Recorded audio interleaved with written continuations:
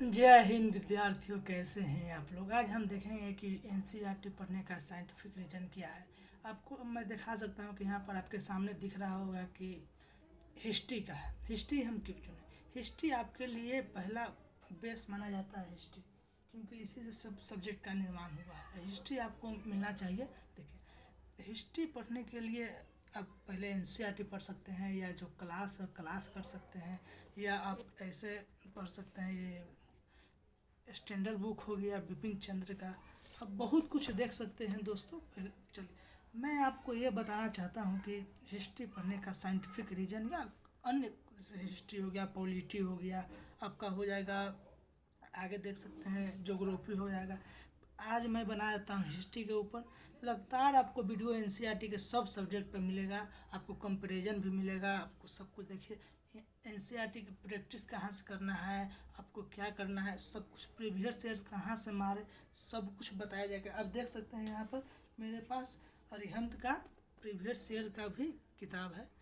29 वर्षों से पूछे गए प्रश्न, जो 29 साल पहले से भी पूछे गए, वो सब प्रश्न आपको मिलेगा, वो भी सॉल्व करके आपको ये मैं बताता हूँ। अरिहंत का है, आप देख सकते हैं यहाँ पर। देखिए, पूरा डिटेल में आपको मैं बताऊँगा एनसीईआरटी पढ़े कैसे और कैसे इसका तैयारी करें। देखिए, पहले आप देख सकते हैं यहाँ पर, ये हो गया 6th क्लास, ये हो गया आपका 12th क्लास, 9th 10th और 11th, ये तीनों है वर्ल्ड हिस्ट्री, जो कि यूपीएससी में उतना इम्पोर्टेंट है नहीं। आपका मॉडर्न सबसे ज़्यादा इम्पोर्टेंट है, एंशियंट इम्पोर्टेंट है, मेडिएवल सबसे ज़्यादा मॉडर्न आपको इम्पोर्टेंट है। इसीलिए मैं आपको जो इम्पोर्टेंट है वो देख लीजिए। 9th 10th 11th, ये तीनों साल पढ़िएगा। 3 बुक बहुत बेकार हो जाएगा आपके लिए। इतना पढ़िएगा, आएगा 2-4 प्रश्न, उसके लिए तो आपको नोट से ही काम चल जाना चाहिए। देखिए, पहले आपको पढ़ना चाहिए। ये भी देखिए, इसका सिलेबस 6th क्लास का आपको सिलेबस दिखाते हैं, बहुत ही अच्छा है। देखिए, यहाँ पर आपका देखिए, आप सिलेबस देख सकते हैं। यहाँ पर है प्रारंभिक कथन कब, कहाँ और कैसे। फिर देखिए, आखेट खाद्य संग्रह से भोजन उत्पादन तक, आरंभिक नगर, आप ये सब देख सकते हैं। फिर आगे चलिए देखते हैं, इसमें देखते हैं। इसमें आपको पढ़ने के लिए रहेगा सिंधु सभ्यता, ये सब बारे में आपको पढ़ने के लिए रहेगा। देखिए, 12th के फर्स्ट देखते हैं। चलिए, फर्स्ट देखेंगे। देखिए, यहाँ पर देखिए, ईट, मनके तथा अस्थिया, हड़प्पा सभ्यता। ये भी आपका हड़प्पा सभ्यता से रिलेटेड, ये भी आपका एंशियंट हिस्ट्री है आपका, ये भी एंशियंट हिस्ट्री है। देखिए, क्या होता है कि आपको साइंटिफिक जो कंक्लूजन आना चाहिए। देखिए, ये 6 हो गया, ये 12th हो गया। आप अगर, ये थोड़ा इजी होता है, ये थोड़ा अपर लेवल होता है। यदि आप 12th क्लास के भाग 1 पढ़ते हैं, अगर 12th क्लास के भाग 1 पढ़ते हैं, तो आपको अगर ये आप पढ़ लेते हैं, मान लीजिए कि आपको ये पढ़ने में 4 दिन लगा, ये 6 दिन लगेगा 12th वाला।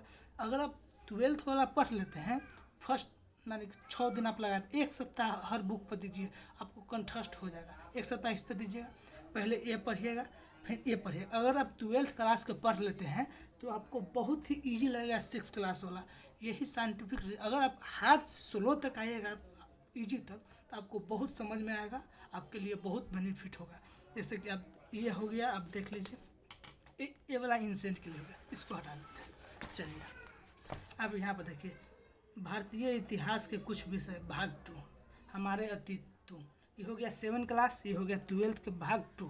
देखिए, 7 क्लास इसमें हो जाएगा आपका मेडिएवल। क्या होगा? मेडिएवल। इसमें भी आपका मेडिएवल होगा। यही दोनों कारण इस पर देखिए, 12th क्लास का अगर आप पढ़ते हैं मेडिएवल, तो आपको बहुत अच्छा लगेगा। पढ़ लीजिएगा, समझ में आएगा। 1 सप्ताह इस पर दीजिए, 6 दिन पढ़िए, 7वां दिन रिविजन कीजिए। 6 दिन पढ़िए, 7वां दिन रिविजन। फिर आपको ये वाला देखिए, आपको ये भी समझ में आ जाएगा, ये भी आपके लिए इजी हो जाएगा। अभी पढ़िएगा, इसके लिए आपको ये इजी हो जाएगा। देखिए, अब सबसे इम्पोर्टेंट भारतीय इतिहास में कुछ विषय आपका, ये भी हो गया मॉडर्न हिस्ट्री, ये भी हो गया मॉडर्न हिस्ट्री। सबसे इम्पोर्टेंट कोई हिस्ट्री में है तो आपको मॉडर्न है। आप अगर पढ़ लेते हैं 12th क्लास के भाग 3, हम अपने रीजन्स का, अगर आप 12th क्लास के भाग 3 पढ़ लेते हैं तो आपको 8 क्लास के अतीत, हमारे अतीत पार्ट 3 ऊपर लीजिएगा तो बहुत सुन। अगर आप अपर पढ़ते हैं तो आपको लोअर बहुत अच्छा ईजी से समझ में आएगा।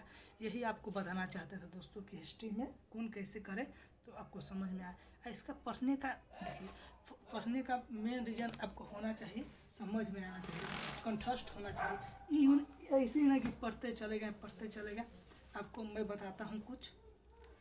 देखिए ये पैड है, आप देख सकते हैं। यहाँ पर आप देखिए फर्स्ट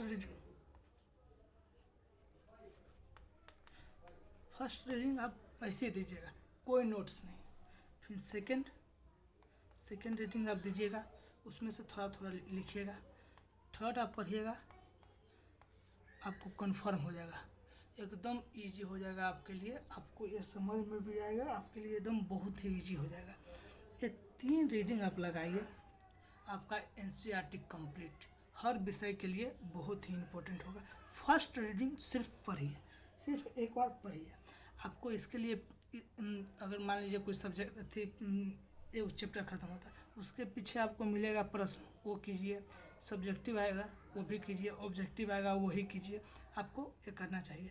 आपको ये सब कंप्लीट कीजिएगा तो आपके लिए बहुत ही मात्र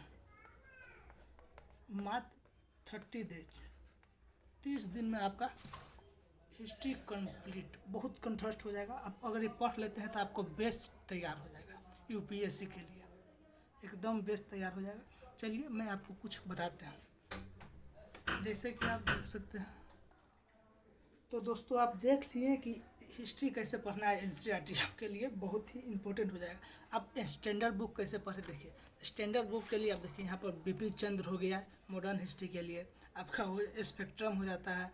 फिर आपको मिडिएवल के लिए सतीश चंद्र हो जाता है। यही आप कुछ भी पढ़ सकते हैं। मैं तो कहता हूँ अगर आप एनसीईआरटी पढ़ लेते हैं तो आपके लिए स्टैंडर्ड बुक पढ़ना ज़रूरी नहीं है। क्यों? क्योंकि आप एनसीईआरटी में इतना कुछ दिया हुआ है कि आपके लिए बहुत ही बेनिफिट होगा। अब देखिए ये सब पढ़ लिए दोस्तों।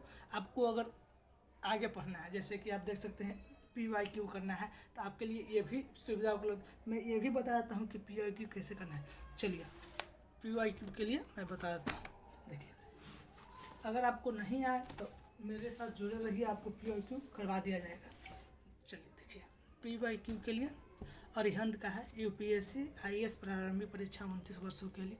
चैप्टर वाइज टॉपिक वाइज आपको चैप्टर वाइज टॉपिक वाइज आपको पूरा करवा दिया जाएगा। इसमें पूरा आपको देखिए, यहाँ पर सिलेबस पहले देख लेते हैं।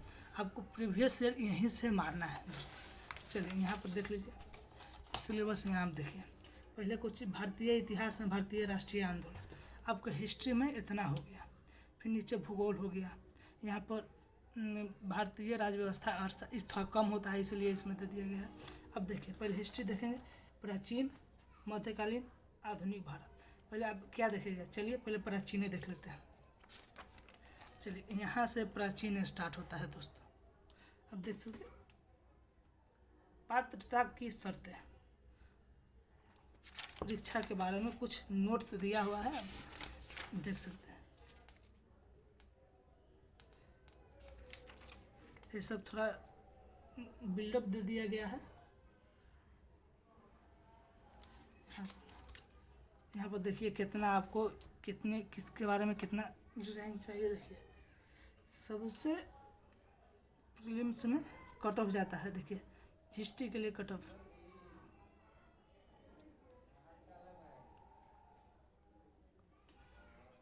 हिस्ट्री के लिए कट ऑफ देखिए यहाँ से आपका स्टार्ट होता है प्रीवियस ईयर। आपको ये बुक खरीद लेना चाहिए। आपको आपके बगल के दुकान से या पटना आके खरीद लीजिए, चाहे ऑर्डर कर लीजिए, आपको ले लेना चाहिए दोस्तों। यहाँ पर सब कुछ क्या था, यहाँ से अब प्राचीन भारत आपका स्टार्ट होता है। प्रीवियस ईयर आपके लिए मोस्ट इम्पोर्टेंट होता है। आप देख सकते हैं यहाँ पर आप ये सब, इसमें कोई दिक्कत नहीं होगा। पहले एनसीईआरटी पढ़िए, क्लास नोट्स पढ़िए, आपको फिर प्रीवियस ईयर के लिए अरिहंत का बुक बहुत ही इम्पोर्टेंट होता है दोस्तों। आप पढ़िएगा तो आपको समझ में आएगा। यही देखिए आपको ये पढ़ने का तरीका कोई नहीं यूट्यूब पर बताएगा मेरे अलावा। आपको बहुत कोई मिल जाएगा, लेकिन आपको यही पढ़ना है, आपको मोस्ट इम्पोर्टेंट हो जाता है। अगर सही लगा, आप यहाँ तक वीडियो देख लिए हैं दोस्तों, तो आप सब्सक्राइब जरूर कीजिएगा, दोस्तों को शेयर कीजिएगा। आप कमेंट भी कर सकते हैं, कुछ दिक्कत है तो आप वह भी लिख सकते हैं, आपको उसका भी रिप्लाई दे दिया जाएगा मित्रों। जय हिंद। कोई भी दिक्कत हो तो कांटेक्ट जरूर कीजिए टेलीग्राम पर। जय हिंद मित्रों।